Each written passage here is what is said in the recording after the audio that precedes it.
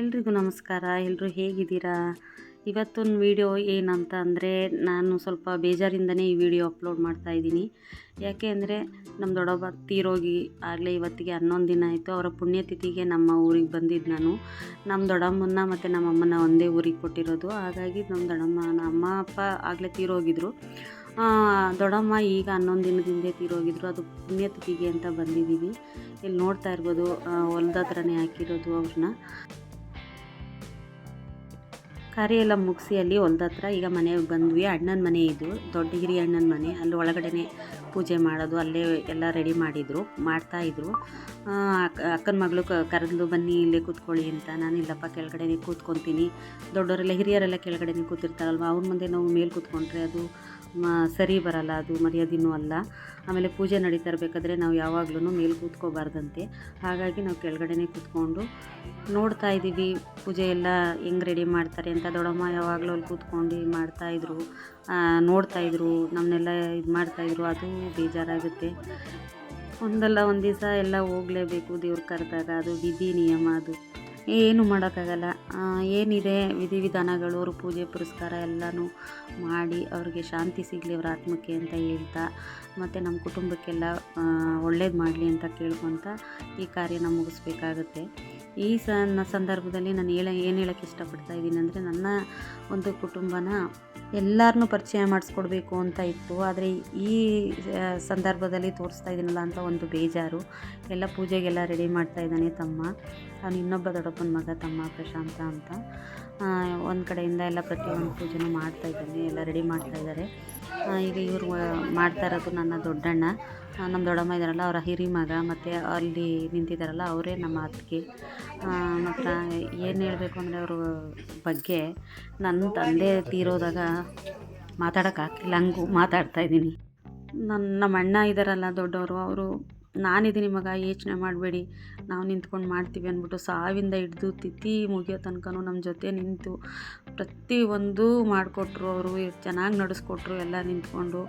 ಅದು ನಾನು ಯಾವತ್ತಿಗೂ ಮರೆಯಲ್ಲ. ಅದು ನಾನು ಸಾಯೋವರೆಗೂ ನನಗೆ ಅದು ನೆನಪಿರುತ್ತೆ. ಅದು ಖುಷಿ ನನಗೆ ಅವರಿಬ್ಬರನ್ನ ನೋಡಿದ್ರೆ, ನನಗೆ ಯಾವಾಗಲೂ ಅಷ್ಟೇ.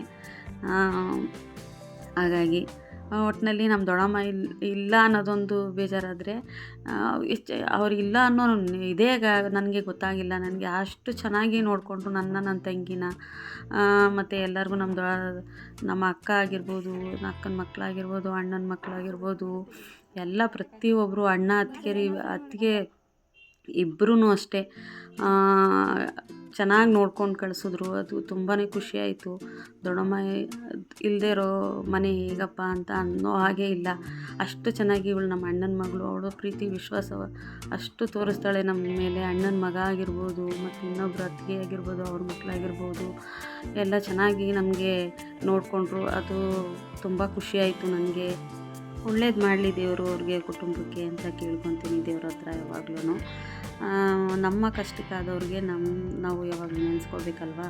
ಹಾಗಾಗಿ ಮತ್ತು ಈಗ ನಮ್ಮ ಅಕ್ಕ ಇವರು ಅವರ ದೊಡ್ಡಮ್ಮನ ಮಗಳೇ ಪೂಜೆ ಮಾಡ್ತಾಯಿದ್ದಾರೆ.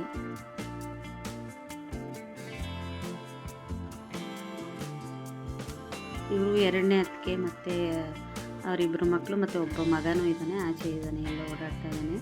ಇನ್ನೊಬ್ಬ ಅಣ್ಣನ ಮಗ, ಮತ್ತು ಅವನು ಎಲ್ಲ ಇವನೇ ಎರಡನೇ ಅಣ್ಣನ ಮಗ. ಮತ್ತು ಇನ್ನೊಬ್ಬ ಇದ್ದಾನೆ ನನ್ನ ದೊಡ್ಡ ಅಣ್ಣನ ಮಗ, ಅವನ್ನ ಲಾಸ್ಟಲ್ಲಿ ತೋರಿಸ್ತೀನಿ, ಇಲ್ಲೇ ಬರ್ತಾನೆ ಅವನು. ಈಗ ಎಲ್ಲರೂ ಊಟ ಮಾಡ್ತಾ ಇದ್ದಾರೆ. ಅಕ್ಕನ ಮಗಳು ಮತ್ತು ಅಕ್ಕನ ಮೊಮ್ಮಗಳು, ಸೊಸೆ, ಎಲ್ಲರೂ ಊಟ ಮಾಡ್ತಾ ಇದ್ದಾರೆ. ತಂಗಿ ಎಲ್ಲ. ನಾನು ನಾನ್ ವೆಜ್ ತಿನ್ನಲ್ಲ, ಹಾಗಾಗಿ ನಾನಿಲ್ಲ. ಅಡುಗೆ ಊಟ ಎಲ್ಲ ತುಂಬಾ ಚೆನ್ನಾಗಿ ಮಾಡಿಸಿದ್ರು. ಮತ್ತು ನಾನ್ ವೆಜ್ಜು ಮಾಡಿಸಿದ್ರು, ಮತ್ತು ಸಿಹಿ ಊಟನೂ ಮಾಡಿಸಿದ್ರು. ಸಿಹಿ ಊಟ ಕೂಡ ತುಂಬ ಚೆನ್ನಾಗಿ ಮಾಡಿಸಿದ್ರು.